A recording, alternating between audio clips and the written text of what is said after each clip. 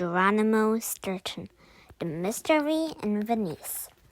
Who is Geronimo Stilton? That's me. I run a newspaper, but my true passion is writing adventure stories. Here in New Mouse City, the capital of Mouse Island, my books are bestsellers. My stories are funny, famously funny. They are whisker-licking good tales, and that's a promise. The Mystery in Venice. When my crush, Petunia Prettypaws, gave me a crystal figurine of a boat as a gift, I had to accept it. Oh, was that crystal boat ugly! But then I discovered a piece of paper inside with a mysterious message asking for help. The note was from someone in Venice, so I was off to Italy. I, Geronimo Stilton, would do whatever it took to save the day. Geronimo Stilton, Thea, Trap, Benjamin. The Rodents Gazette Additional Staff. Geronimo Stilton, a learned and brainy mouse, editor of the Rodents Gazette. Thea Stilton, Geronimo's sister and special correspondent at the Rodents Gazette. Trap Stilton, an awful joker, Geronimo's cousin and owner of the store Cheap Junk for Less. Benjamin Stilton, a sweet and loving 9-year-old mouse, Geronimo's favorite nephew. Geronimo Stilton, The Mystery in Venice. I'm dragging from jet lag. It was a hot summer day and I was exhausted. I had just returned from a trip to the Westford-Hills rodent in the Swiss Alps, and I was dragging from jet lag. So much for feeling restful. I could barely keep my eyes open. I'm exhausted. Don't get me wrong, I love visiting Switzerland. I mean, who wouldn't love the place where they invented Swiss cheese? But flying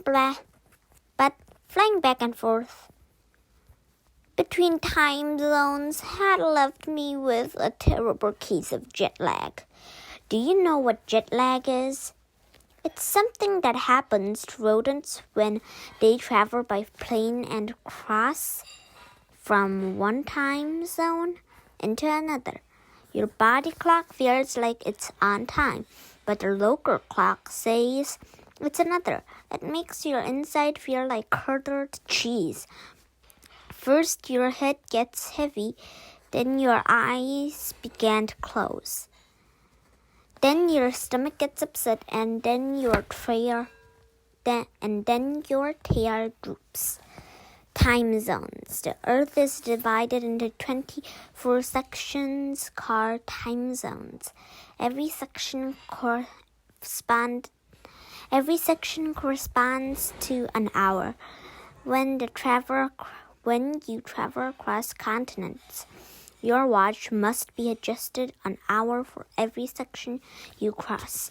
If you go east, the hour is added. And if you go west, the hour is subtracted. So if it is 8 p.m. in London, it is 3 p.m. in New York. Plus, the worst part is that at night your body thinks it's still morning, so you can't fall asleep. Cheese niblets. I hate jet lag. There is one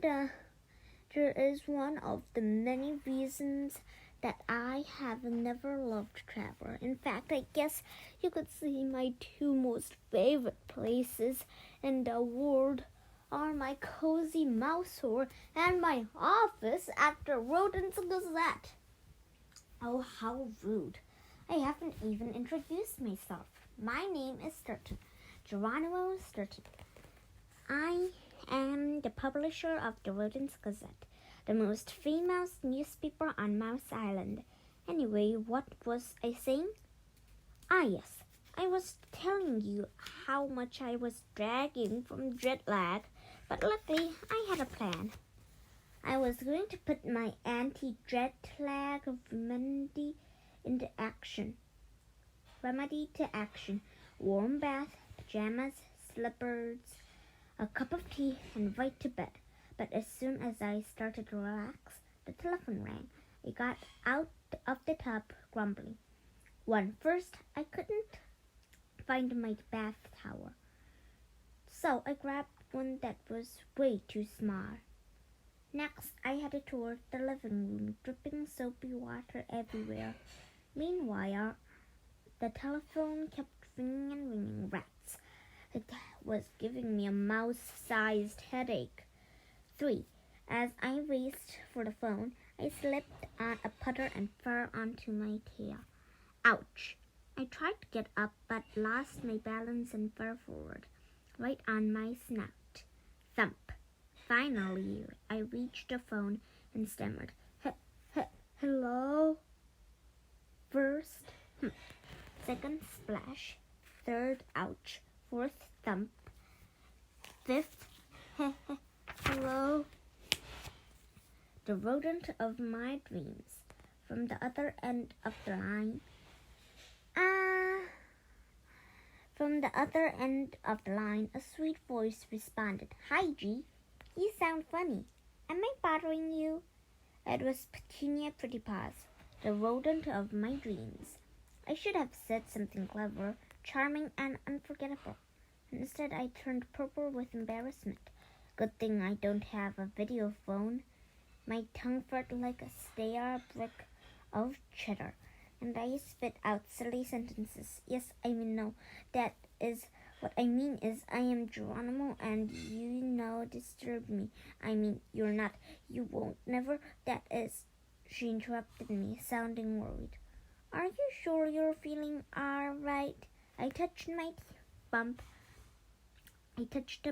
on my head, and I rubbed the bruise on my tail and felt my whiskers droop.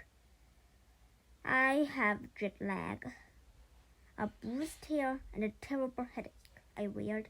She was silent for a minute. Oh, too bad, she said kindly. I wanted to invite you. At that moment, my spirits soared. Okay, I'll come. I'm feeling better already, I squeaked. There was no way I was going to miss spending time with Petunia. Great, I'll be by to get you in 10 minutes, she replied. I hung up the phone and smiled.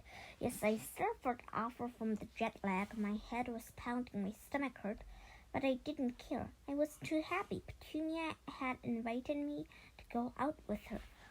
My heart was beating a mile a minute, and I began to skip around the room, shouting, Hooray!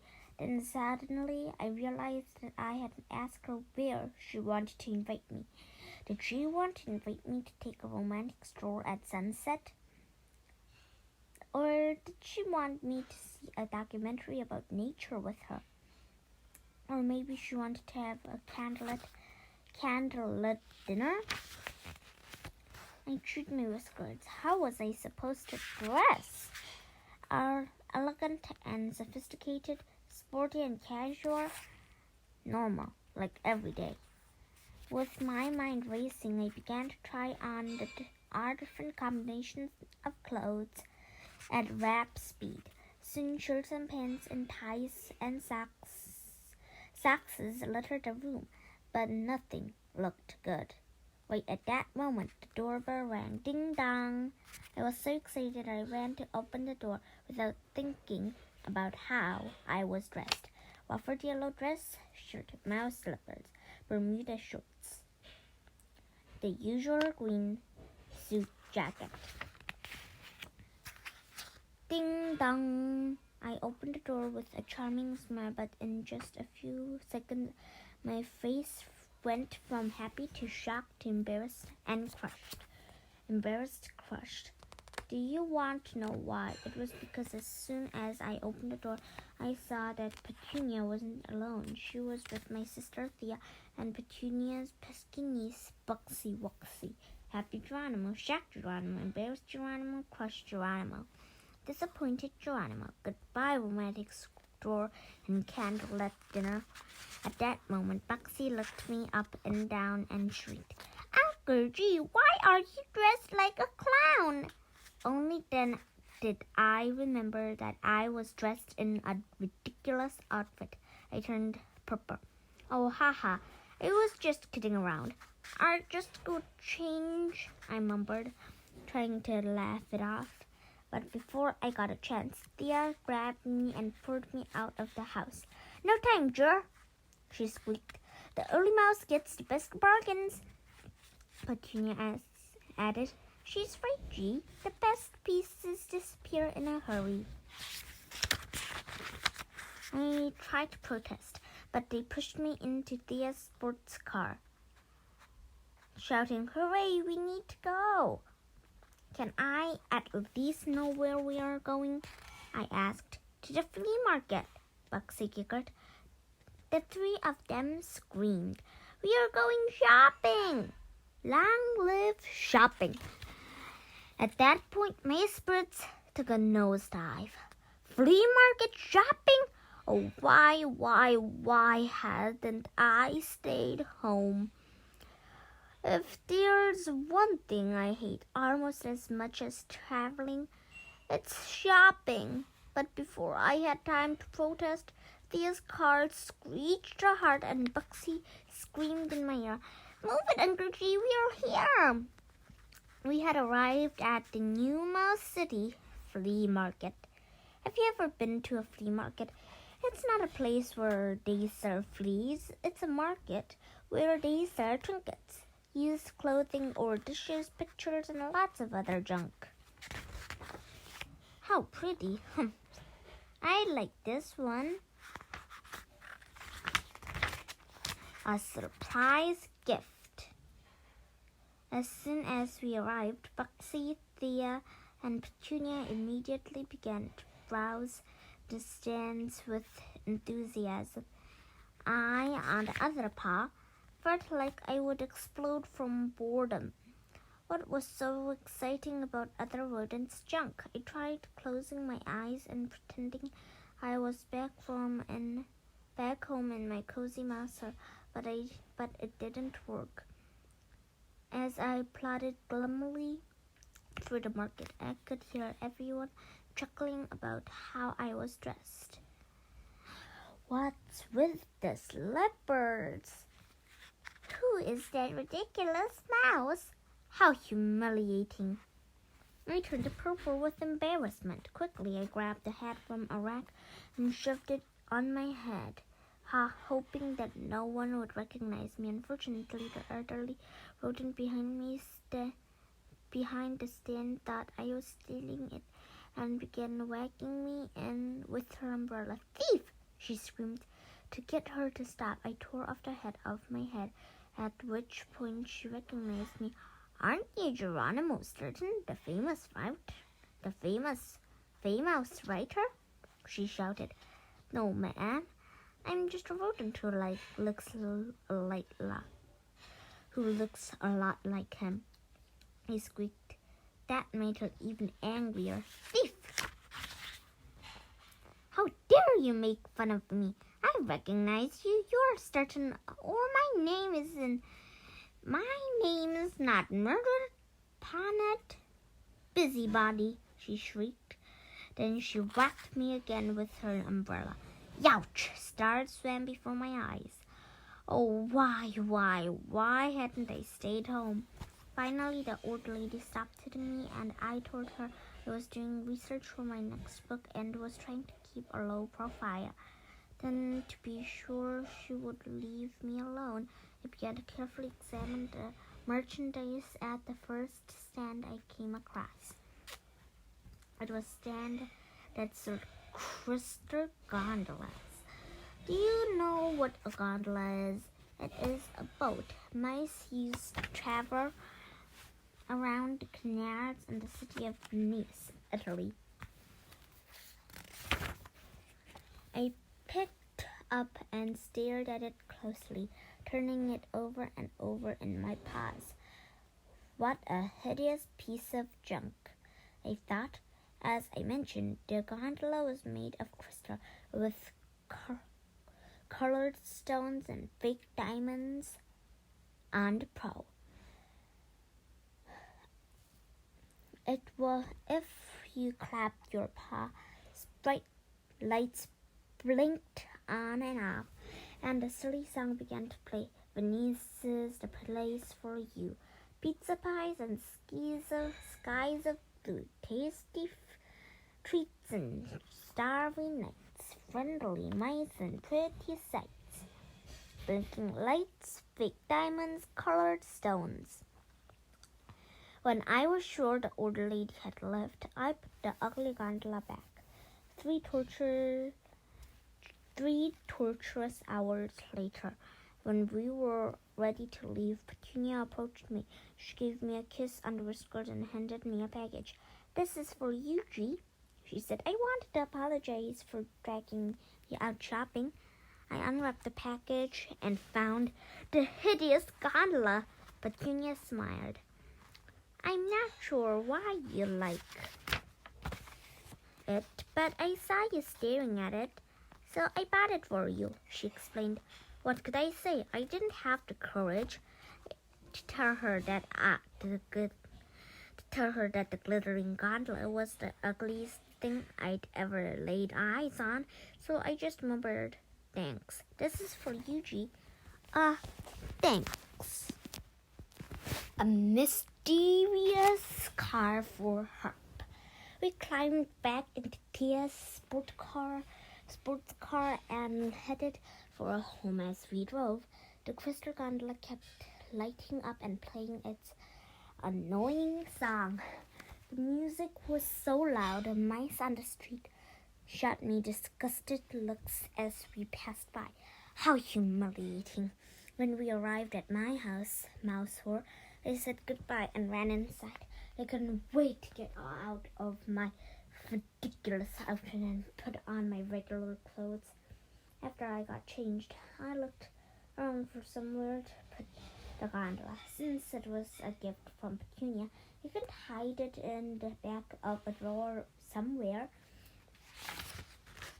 or under the bed, or in a closet. I needed to leave it in plain sight. I started wandering around the house, looking for the perfect spot. On the mentor? No, it wouldn't fit. On the coffee table? No, it clashed with the carpet. On the nightstand? No, if that annoying song went off, I'd never get to sleep. Right at that moment, the doorbell rang.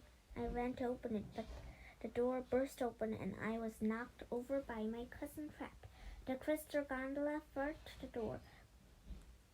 the floor, breaking into 1,000 pieces. Crash. Crash. Hello. I tried to put the pieces back together as tears fell from my eyes. Even though the gondola was hideous, it was a gift from Petunia.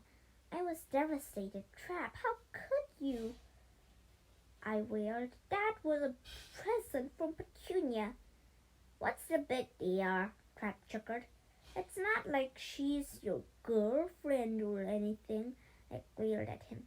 My cousin knows that I have a crush on Petunia, and I'm too shy to tell her. Of course, that doesn't stop him from teasing me about it. "She bought me that crystal gondola at the flea market today," I squeaked. "Now that you broke it, she'll think I didn't like it. I'll never be able to tell her I like her. And it's all your fault," he giggled. "You should thank me, cousin," he replied. "From the little that is left, I can really tell that thing was hideous." I ignored him and started picking up tiny pieces of crystal in hopes of fixing the gondola. It was then that I realized that a piece of paper had been stuck inside the gondola. I unrolled it and read these words: "Harp, save me. I can't I gasped. It was a dramatic call for help. I had to do something immediately. Look at this, I squeaked, shoving the paper under my cousin's nose. Someone is in danger and needs help. Maybe it's a damsel in distress. Track just rolled his eyes. You'll never change, your maester. How many times do I have to tell you to get your head out of those adventure books? You imagine you see damsels that needs saving everywhere. Just wait. I'm going to tell you your almost girlfriend. Geronimo thinks he's a knight in shining armor. Then he left in a hurry to go and blab at Art Petunia, my hero. Destination, Venice. I tried to grab Trap's tail as he ran off, but he managed to slip away. Rats. Who knew what he would say to Petunia? Maybe he'd say I was smashing her crystal gauntlet to bits. Or maybe he'd say I was running around pretending to be a knight in shining armor. Either way, I'd never had a chance with her now. Still, there was no time to worry about it. Someone out there needed my help, and it was just a mouse for the job. I was just a mouse for the job. After all, I may not be the bravest mouse on the block, but I am a true gentle mouse. If someone needed assistance, I had to take action. With a sigh, I picked up my mysterious paper and began to examine it very carefully. Who knows how long it has been inside the gondola? The writing was very neat, and the dots on the exclamation points were in the shape of hearts, which made me think the author was female. Plus, the paper was scented. Right at that moment, I noticed a smart tag attached to what remained of the crystal gondola. It was a certificate of authenticity. It said, Authenticity Murano Crystal. The gondola had been made in Italy on the island of Murano in Venice. Before you could say squeak, I had packed my bags. I went to the airport and boarded a flight to Venice. I didn't say anything to anyone. What would I have said? That I was leaving to solve a mystery in Venice? That I was going to save a damsel who maybe needed help? And it seemed absurd. Everyone would laugh at me. As soon as I boarded the plane, I fell asleep. I woke up only when the plane was landing at the airport in Venice. That's when a voice next to me squeaked, Wake up, my precious fuzzy fur. We've arrived. My precious fuzzy fur. I opened my eyes and realized that I had fallen asleep with my head resting on the shoulder of a strange lady mouse. He jumped at purple from embarrassment. I'm so sorry.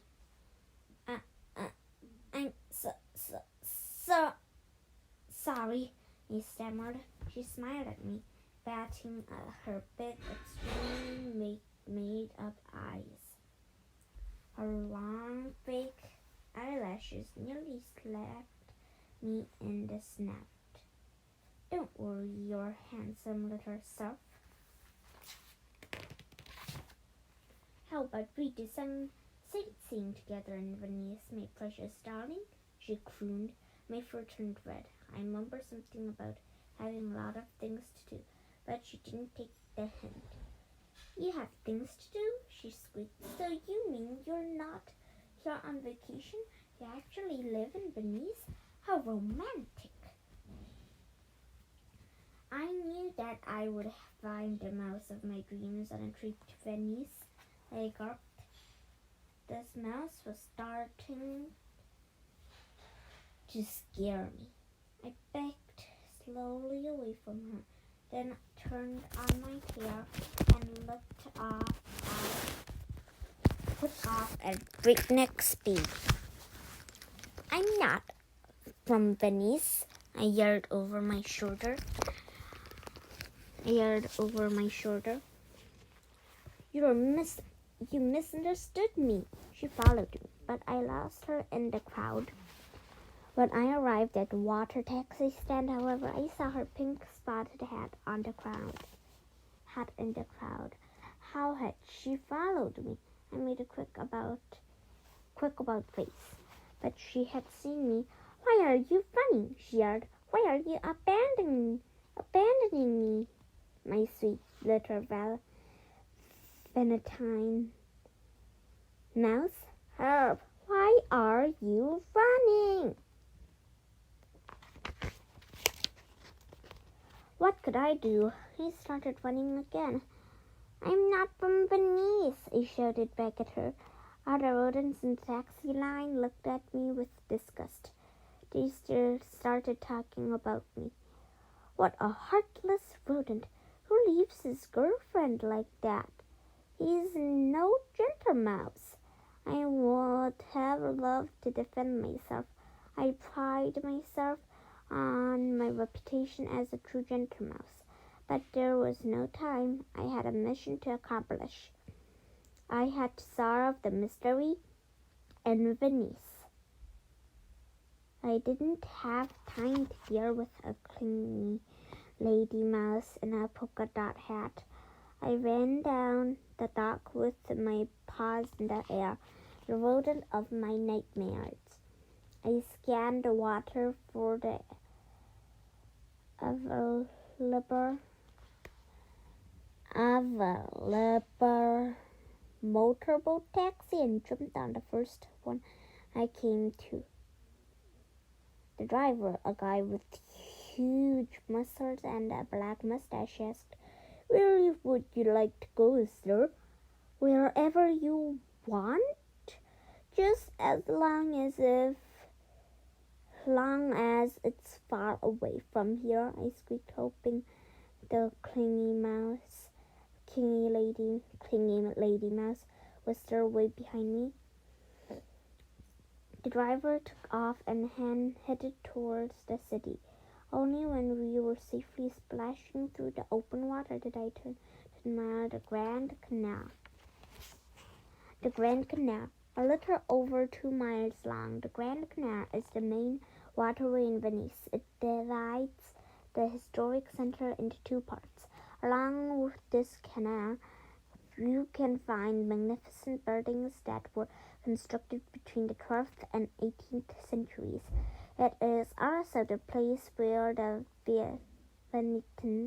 Venetians celebrated the historic regatta. See page 98. What a fabulous sight! Just then, a steamboat filled with tourists taking pictures pulled up next to us. Among them, I recognized a familiar pink polka dot hat. It was her, the rodent of my nightmares. I groaned. I had to do something. Then I got an idea. I asked the driver if he could sell me his hat so I could disguise myself. The driver's eyes lit up. I guess he could tell I was desperate. How much are you willing to pay? He asked. I gave him everything I had in my wallet, but he wanted my gold watch too. Finally, I put on the hat. It didn't work. My admirer recognized me anyway. She shouted at me from the steamboat. Oh, Fuzzy Fur, why are you running away from me? I'm your true love. Come back. Venice. Venice is a unique city because it is built entirely on water.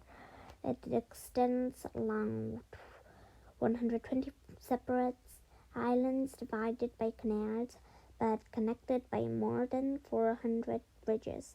Venice is one of the most fascinating cities in the world for art lovers. Bell towers, churches rich with works of art, antique buildings with finely decorated facades and houses with mysterious courtyards. Our face is onto the lagoon. On the inside, the city is a labyrinth of streets, small squares, and small covered passages that make it even more mysterious. In Venice, you can't get around by bus or by car. Instead, people travel by steamboats, motorboats, or gondolas, which are typical Venetian rowboats. Harp, darling! Suddenly, Harp, I'm drowning! Suddenly, the taxi driver grabbed me by the tail and tossed me into the Grand Canal. That'll teach you to mistreat your true love, he squeaked. But wait, I can't explain, I wailed. It's all a misunderstanding. Harp, darling. I could hear the mouse in the polka dot hat shouting from the steamship. Save him! I don't want him to drown. I want to marry him. Someone threw a buoy made of cork into the water, and it hit me right in the head. What a blow! So much for rescue. I think they did it on purpose. In fact, someone from the steamboat yelled, "What kind of rotten rat treats a lady mouse like that? He should be left out to sea." At that point, I didn't have a choice. I began to sink. I swam underwater, holding my breath until I reached a secondary canal that smelled of rotten fish. Yuck, what a terrible stench. But what could I do? I hid under a bridge until evening. To be sure that my clingy admirer was long gone. While I was hiding, I began to hiccup. I hoped no one would hear me. Oh, how had I gotten myself into this mess? I sighed loudly, full of pity for myself. Sigh, sigh, sigh. Suddenly a voice up on the bridge squeaked. Did you hear that? Someone is sighing. Of course, we are standing on a bridge of sighs. Another voice said, Maybe it's a ghost. A third voice shrieked. Then I heard a paw scampering overhead. Quietly, I slipped out of the water. Sigh, sigh. Do you hear that? I slipped out of the water. I stood on the dock and sighed for the millionth time that night. What a fiasco! I had been so busy running away from my lady admirer, I hadn't even begun to solve the mystery in Venice. I took a deep breath and resolved to get moving. I would start looking for clues right away, even though I was soaking wet, freezing, and above all, stinking of rotten fish. I tried not to think about the stench as a cloud of flies followed me down the narrow streets of Venice. By the time it was pretty late in the evening, and the whole city seemed deserted. That was actually a good thing, since I felt like I was playing the starring role in the horror movie Mouse Monster of the Lagoon. The Bridge of Sighs. This bridge was built in the beginning of the 17th century and was a project of the architect Antonio Contino di Bernardino. It connects the Car Palace to the Prigioni Nuovo, the new prison. The word sighs refers to the last sigh the prisoner would give as they crossed the bridge before reaching the prison. I slunk down, whiskers drooping, leaving puddles behind me. The few tourists I encountered made sure to keep far away from me, covering their snouts with their paws. Oh, how humiliating. I was still feeling sorry for myself when I entered Piazza San Marco. In an instant, I forgot all about my troubles, and I stared at the gorgeous antique buildings, the marvelous cathedral with 4 domes and bronze horses, and the Tar Bell Tower,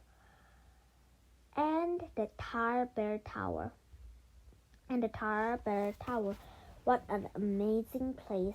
Right then, a flock of rude pigeons sailed overhead, dropping small gifts on my head, my back, and my tail. Oh, how humiliating! Hark! The monster of the lagoon! At that point, I decided I had cleaned myself up. I was sticky and slimy, and my stomach was growling up a storm. I was starving. Lucky for me, just then I spotted a cafe store open in the square. I made my way to one of the elegant outside tables. Big mistake. Just as I arrived, I saw her with her pink polka dot hat and her fake eyelashes. It was the rodent of my nightmares. As soon as she spotted me, she yelled, "Ooh!" The rodent next to her shrieked, "Ee!" The waiter by the door shouted, "Ah!" Then there were the sounds of breaking glass, clanging silverware, and shattering trays. And before I knew it, everyone ran off screaming, "Harp! It's the mouse monster of the lagoon!" I looked around in panic. Monster? Could there really be a monster on the loose? My heart began hammering as fast as the drummer who plays on the new Wild Whisker CD. Chitters burning. I entered the deserted cafe on shaky paws and quickly hightailed it to the bathroom and get cleaned up. But when I looked up, I saw a monstrous creature covered in algae, pigeon droppings, and mud. Harp, it's the monster! It's the mouse monster of the lagoon! I shrieked. 2 seconds later, I realized that I was standing in front of a giant mirror. The mouse monster of the lagoon was me. Horrified, I locked the door and began to clean myself up. First, I washed myself from head to tail. Second, then I dried myself with a paw dryer. Then I rubbed myself with a scented napkin and brushed my fur with a fork. And finally, I ripped a rose from a floral bouquet that was used to decorate the bathroom and placed it on my lapel. Only then did I smile in fat satisfaction. I left the bathroom all cleaned up and feeling great. At last I could get down to business and start working on the mystery in Venice. Whistling a happy tune, I sat down at one of the empty tables in the cafe. After a while, a waiter who had been hiding from the door came over. May I take your order?" he stammered. I was about to respond when he whispered in my ear, "Sorry if I seem nervous. I just saw the mouse monster of the lagoon." I felt awful. The poor mouse was a scampering bundle of nerves, and it was all my fault. Still, I didn't want to admit that I was actually the monster, so instead I said, "Don't worry." I scared him away for good. The waiter shot me a look of admiration and ran away. A moment later, he returned with a huge plate of expensive assorted cheeses. "This one is on the house," he exclaimed. "You are an incredibly brave mouse to stand up to such a horrifying monster." I shook my head. "I didn't do anything," I spluttered, but he waved me off, leaving the cafe. I was bombarded by enthusiastic mice who wanted my autograph. Suddenly, I saw a head with pink polka dots and long fake eyelashes. It was her, the rodent of my nightmares. I sprinted away as fast as my paws could carry me. I had to hide when I spotted the most luxurious hotel in all of Venice. I went in. What else could I do? Sharp Whisker's House of Glass. Only when I closed the door to my hotel room was I able to relax. I was finally out of danger. I threw myself on the bed completely dressed and fell into a deep, deep sleep. The next morning, I took the first steamboat to the island of Murano. Murano is famous all over the world for its shops where glass and crystal are made. I began to visit the glass factories. I exclaimed at store windows one by one. They were full of colored glass objects, little puppies, little fish, small horses, and wonderful families of octopuses. One lets out a terrible smell. One breaks every single pencil point. One is a phone with an annoying ring. One has a radio that is never in tune. One can tell when it's raining. But I didn't see the single gondola. Disappointed, I sat on the handrail of a bridge. I had been walking for hours. My paws dropped. My back ached. And even worse, I wasn't any close to solving the mystery in Venice. I must have looked pretty sad because a young muslet approached me. He told me his name was Tucci, and he asked if he could help me. I'm looking for a crystal gondola that lights up, plays a little song, and incredibly ugly, explained Tucci, burst out laughing. My uncle makes those, but no one buys them. He makes all kinds of gondolas, and each one is more horrendous than the next. Tucci went on. Let's see, the last gondola he sold was about a month ago. It was to some mouse from New York City who has a stand at a flea market. A jolt of excitement ran through me like when you rub your paws on a furry rug and then touched something metal. Zap! The gondola Twitchy was talking about had to be the one Petunia had bought for me at the flea market. Twitchy led me to a worn-down shop with a window filled with gondolas, each one more awful than that one before. But he warned me, don't tell my Uncle Sharp Whiskers you think his gondolas are ugly. He has anger issues. Ouch. Right then, a hairy paw grabbed me by the ear and pulled me into the shop. I'm Strahd Sharp Whiskers. You're here toward a apprentice position, right? He squeaked. I gulped. What position do you mean? I stammered. Sharp Whiskers grabbed my snout and pulled me close to the sign on the door. What? He yelled. You mean you aren't here for this? Only then did I realize that was what was written on the sign. Apprentice wanted someone who works a lot, accepts low pay, and never complains. It was the perfect opportunity to do my investigation and not be discovered. Yes, I'm here for the position, but I mumbled. No buts, fuzzbar, Sharp Whiskers declared. You're hired. But I tried again. You're always complaining, he shrieked. I quickly shook my head. There was no sense getting an angry mouse even angrier.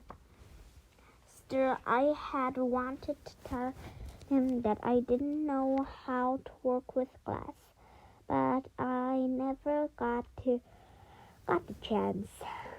A second later, Sharp Whiskers took off his smoke and hung it around my neck. I want 50 Equester gondolas by tomorrow morning, he demanded loudly. Then he left, slamming the door behind him. I took the opportunity to look around the shop. I noticed lots of trapeze and medals and a photo of 4 gondoliers wearing shirts that read Sharp Whisker's House of Glass. I guess old Sharp Whisker was a gondola race enthusiast. I was still studying the photo when Tucci finally entered the shop. He hired you? He remarked. Congratulations, but he'll probably fire you within 2 hours. It may be even sooner, I sobbed. I have no idea how to work with glass. Oh dear. Working with glass blowing is a method that is used by artisans to shape glass. You place the end of a metal pour in melted glass, and then you blow into the other end of the pour. The glass inflates and is shaped while it is still soft. Another method makes use for pipers to shape like melted glass. Pliers shape melted glass. Oh dear. Sniff, sigh, sniff. Could you explain to me how to take the glass, shape it, and put it in the oven? I thought I had understood everything, but as soon as Tucci left the shop, the problem started. I singed my whiskers, I burned my hair, I smoked my snout, and when I had finally managed to shape something that looked sort of like a gondola, my pieces exploded one after the next, or they collapsed like poorly made souffles. What a disaster, what a disaster. I singed my whiskers, I burned my hair, I smoked my snout, my works exploded after the next, or they collapsed like poorly made souffles. In the end, a massive tower of misshapen melted glass that didn't look anything like a gondola stood in the middle of the floor. I felt like a total failure. My whiskers drooped and my heart sank. Oh, how had I gotten myself into such a mess? Old Sharp Whiskers was going to have a fit when he saw the huge lump of glass I had created. I pictured him chasing me with a poker hot from the fire, and me running from him through the twisting streets of Venice. I'd have to keep running for the rest of my life. Move to some faraway island. I never returned to New Mill City or see my beloved family again. I was so distraught. I began to sob like a sprinkler stuck on high speed. Oh, why hadn't I stayed home? I want to go home. Only then, between one sob and the next, did I hear that someone else was also crying. Who could it be? Maybe it was a ghost. Even though my paws were shaking with fear, I decided I had to investigate. After all, I had come to Venice to solve a mystery, and unexplained crying sound was certainly mysterious. I followed the sound of the sobs, and I realized they were coming from somewhere above me. Maybe there was a secret room. I looked everywhere until I found a small door. I opened it and saw a dark stairway that led to an upper level. I took a flashlight and climbed the creaking wooden stairs. Crickety creak. Meanwhile, the sobs continued. Sniff, sigh, sniff. At the top of the stairs, there was another door. I opened it and heard a terrible scream. "Help! A monster!" a voice cried out. I looked around. Hadn't I just been through a monster scare? I was all cleaned up now. How could someone mistake me for a monster again? Then I realized I had been holding the flashlight under my snout, lighting my face up like a mad mouse. Oops! I quickly turned the flashlight on the screaming figure, who was dressed all in white. "Help! A ghost!" I shrieked. Then I realized it was only a female mouse dressed in a white nightgown. Eek! She looked at me in confusion. I felt like a fool. I had been afraid of a mouse in pajamas. She still had tears in her eyes, so I lent her my pokerchief. "Sorry if I scared you," he said in a soothing voice. The mystery of the crystal gondola. The mouse blew her nose loudly into my pokerchief. "Honk, honk, honk." Good thing I brought extra. After she had finished, I pulled out a small note I had found in the crystal gondola. Then I showed it to her. "You wrote this, didn't you?" I guessed. She smiled shyly. "Yes, I don't know what I was thinking," she explained. "Who puts a message in a bottle anymore, right? I know it's a ridiculous idea. I guess I was just desperate for help, and I didn't know how else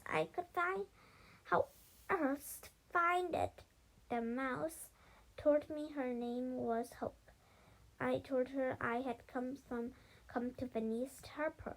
"That's so sweet," she blubbered, tears rolling down her fur. "But I'm afraid I don't know what you can do. You see, the problem is that my uncle, Strahd Sharp Whiskers, wouldn't give me permission to marry my beloved Arnold." "Oh, Arnie."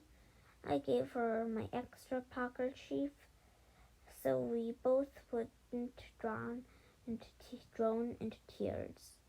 "Here, oh, Arnie." Finally, after a few more snorts into my extra pokerchief, too bad I hadn't brought a third, Hope explained that Arnie was a terrible glassmaker. "Me too," I interrupted. "You should see the mess I made downstairs in the shop. I think your uncle is going to fire me." "Probably," Hope agreed. "That's what happened to my poor Arnie.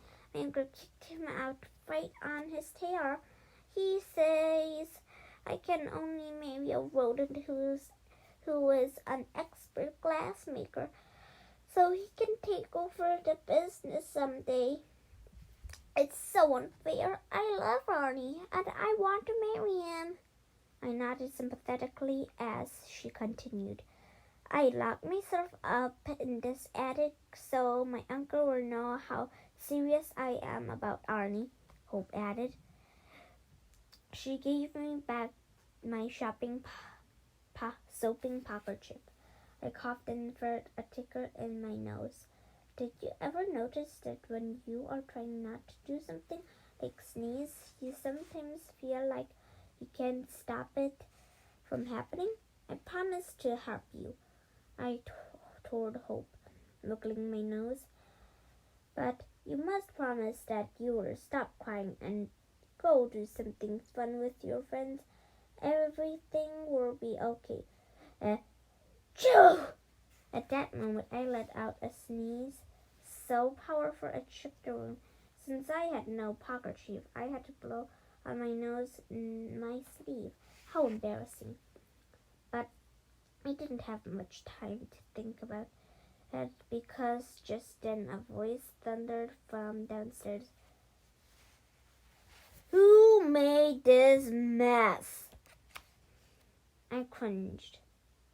Old Shredpaws Sharp Whiskers was in the house, and he sounded less than happy. "Yes, even though I had solved the mystery in Venice, I had a terrible feeling my troubles were far from over. Unfortunately, I was right. The minute I went downstairs, sharp whiskers pointed at the lumpy pile of glass I had created. "You're fired!" he screeched. He probably would have thrown me out the door by the whiskers if it hadn't opened at the exact moment. The rodent came in, looked closely with an expert air at my misshapen pile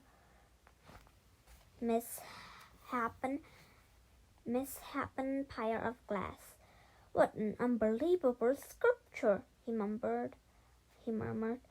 "It's a modern masterpiece. I'll buy it." Old Dreadpaw Sharp Whiskers charged the guy a fortune for the lump of glass. He tried to slip away, but I was too slow. Sharp Whisker grabbed me by the ear. "Get back here," he yelled. "Interesting. It's a done deal, Fuzzbar." As soon as the customer left, old Sharp Whisker stuck his nut in my face. "Get to work," he thundered. "I want 20 more of those horrible modern sculptures." "Got it, Fuzzbar?" I tried to protest, but Sharp Whiskers just rolled his eyes. "I just rehired you, and already you're complaining?" he squeaked. Then he began to count his money. What a fool, throwing away all this money for a pile of junk. He could have bought 3 of my beautiful gondolas. But who cares? Money is more important. Suddenly he looked over to the shelf of trophies and medals I had seen earlier. He rubbed his paws together, smiling at a photo of a gleaming gondola on the water. "With the money I made off your ugly creations, I can repair my beautiful gondola and win races again," he squeaked. But then he dissolved into tears. "Here we go again," I groaned inwardly as the waterworks started.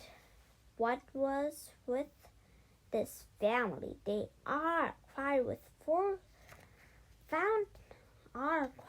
like fountains. I passed the distraught mouse my soaked pocket sheet. "Here we go again. Wah. Now what's wrong?" I asked him. "Well, I have the money to fix my gondola," Sharp Whisker said, sniffing. But they don't have a crew anymore. I fired them all." What a bunch of complainers, especially that Arnold character. He was always making cheesy eyes at my niece.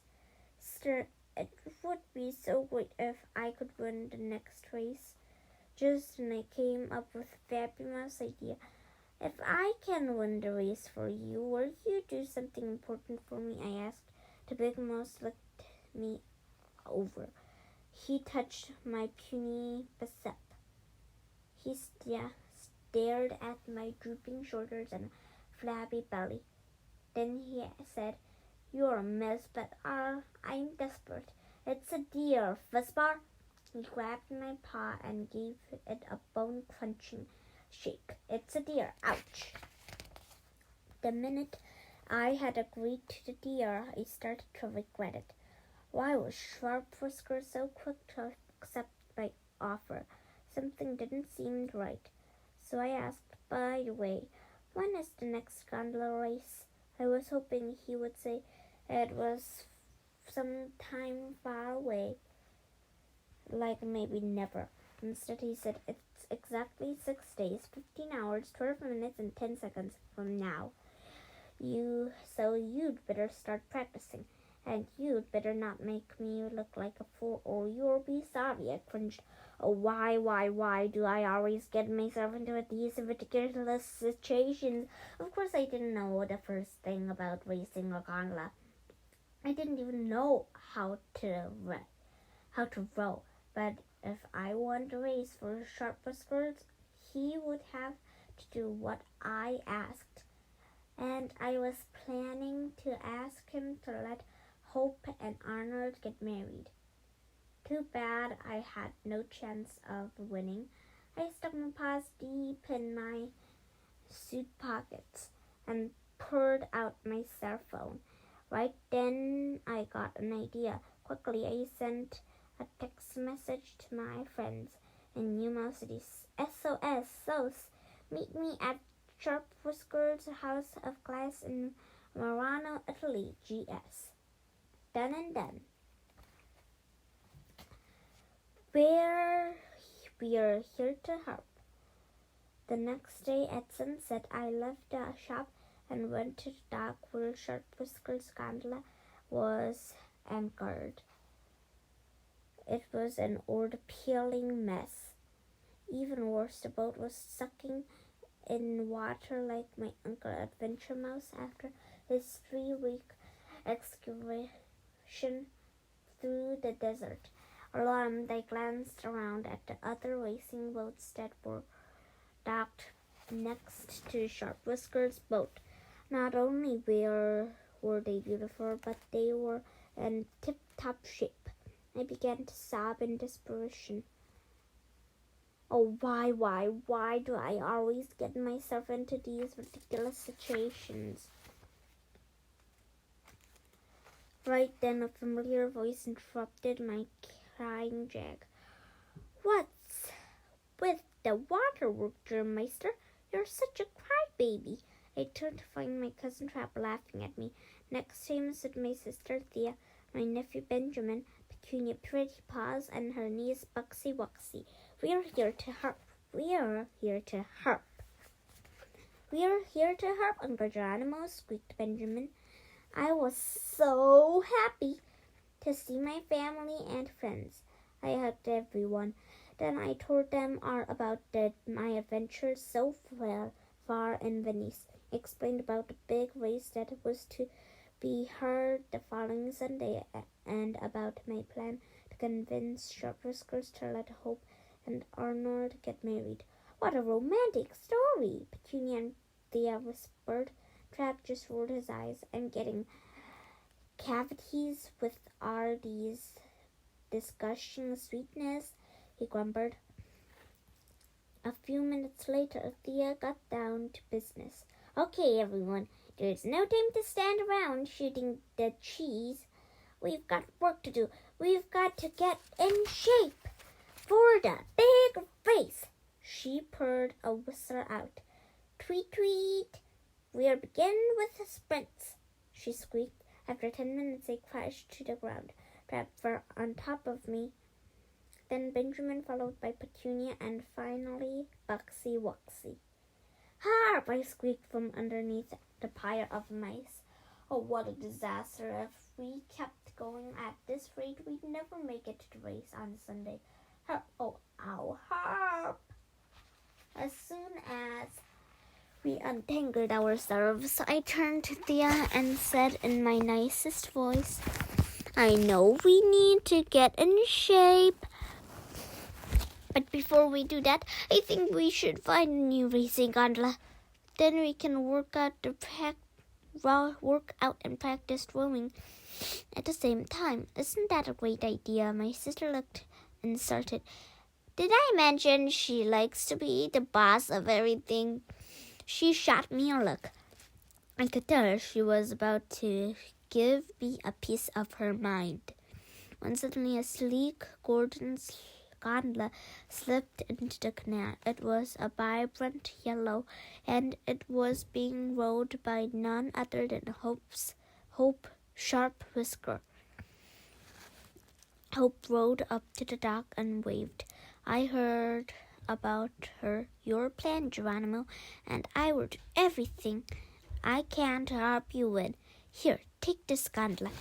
It was made by my Arnold. He's an amazing carpenter, she explained. I looked at the gondola. Hope wasn't exaggerating. Arnold truly was an amazing carpenter. It was exquisite. Before I could thank her, she took off down the dock. I'm off to see my friends, she called back. We are going to make you some fabulous uniforms. I smiled as Hope disappeared around the corner. She was such a different mouse from that one I had met in old Sharp Whisker's attic. She had changed from a total sad sack into someone hoped for. I guess that just goes to show how powerful love can be. Hi, Hope. Tweet, tweet. The next week was a nightmare. During the day, I worked in the glass shop. And the evenings, I trained with my family and friends. First, Thea had us run for miles and miles. Then she made us practice rowing for hours and hours. What a workout! Every night I dreamed about training. I pictured myself running up an impossibly steep mountain and rowing across the impossibly wide ocean. The whole time I could just hear Thea's whistling beats blasting in my ear. Tweet, tweet! I was so exhausted I could barely comb my fur in the morning. It stuck up all over the place. I was a mess. I was starting to look like the lead singer of the popular punk band Ratitudes. Still, what could I do? I had to keep going. Hope was counting on me. Unfortunately, as the day of the race approached, I grew more and more nervous. I didn't help that old Shredpaws continued to threaten me every day. You'd better not make me look like a fool or you'll be sorry. He would roar in my snout. You'll be sorry. Luckily, every time I started feeling scared, Benjamin and Buxy Wuxy were there to encourage me. Come on, Uncle G, you can do it, they cheered. And luckily, every time I wanted to skip training, Thea would show up with her trusty whistle and a pep talk. Tweet, tweet, come on, George, keep those paws moving.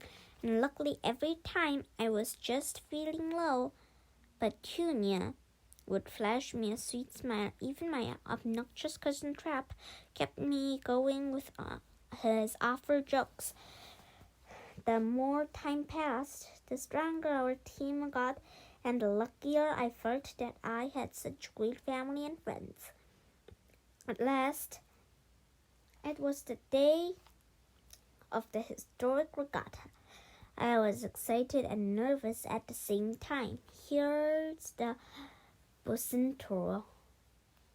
Before the race, there is a magnificent costume parade on the Grand Canal. First comes the Bocentoro, a luxury boat followed by other amazing decorated boats. What an unbelievable show. I was so entranced with the boats, I almost forgot about the race. But just as I began to relax, I spotted Sharp Whisker in the crowd. Here's the Bocentoro, the historic regatta of Venice. The regatta is held every year on the first Sunday of September. First held on January 10th, 1315.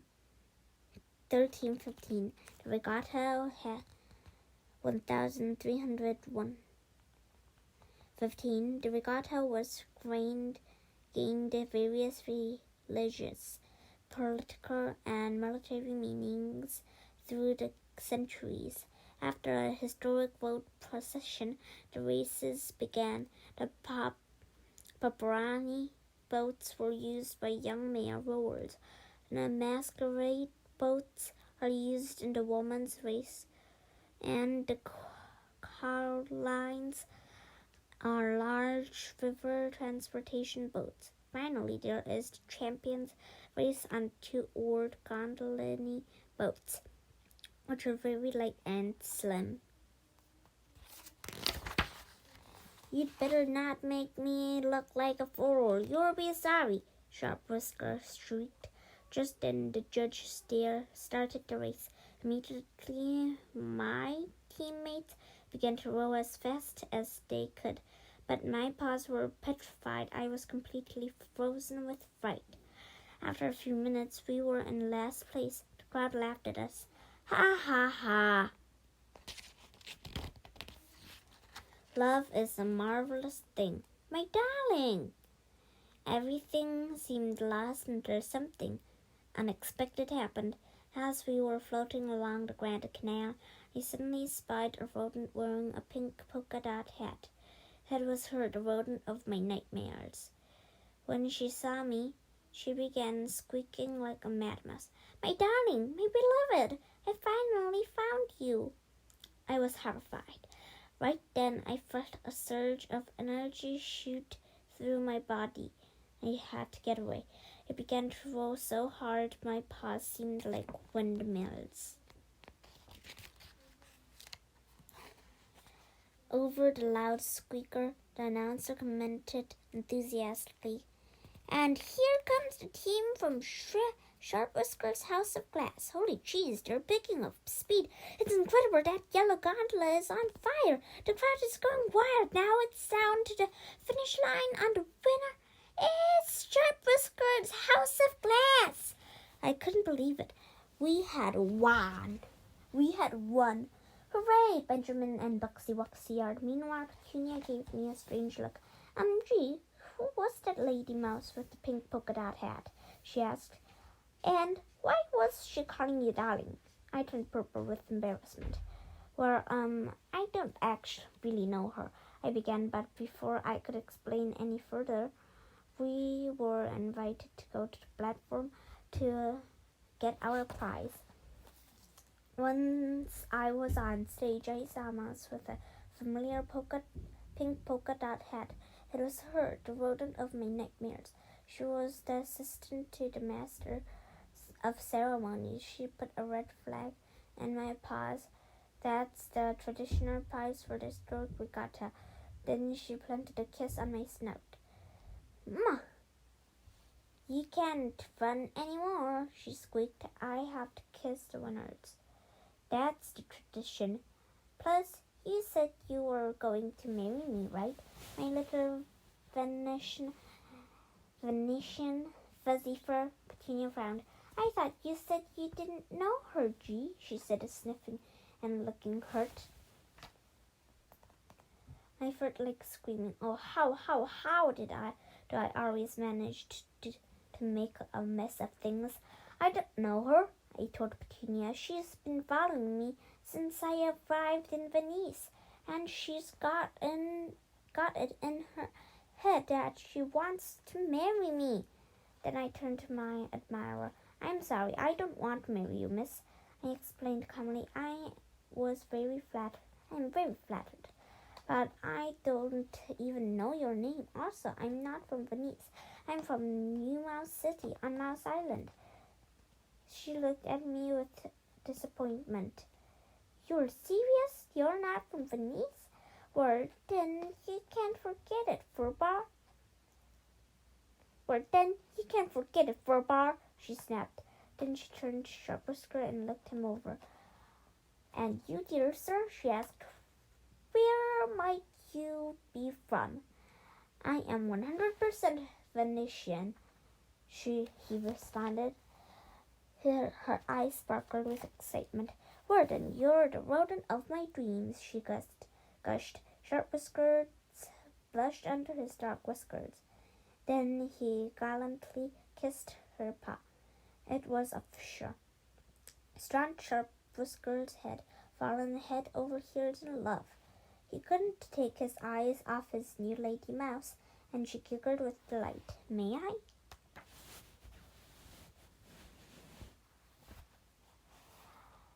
I decided now was the perfect time to remind him of his promise. Excuse me, sorry to bother you, but you promised that if I won the race, you would give me what I wanted." I said. "Of course," he thundered. "What do you want? Money? A house? A lifetime supply of crystal gondolas?"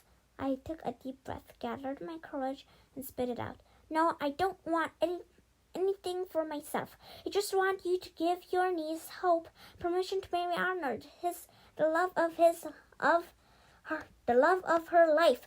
And you can't make him work at the glass shop anymore. He is an amazing carpenter. When I had finished, Sharper's girls turned a deep shade of red. I thought he would explode, but instead he smiled. Now that I know what it's like to be in love, I understand my niece, he said. Love is a marvelous thing. She must follow her heart. I grinned. It seemed my mission in Venice was finished. Love truly is a marvelous thing, a real Venetian. Oh, Arnie, let's go, G. The end.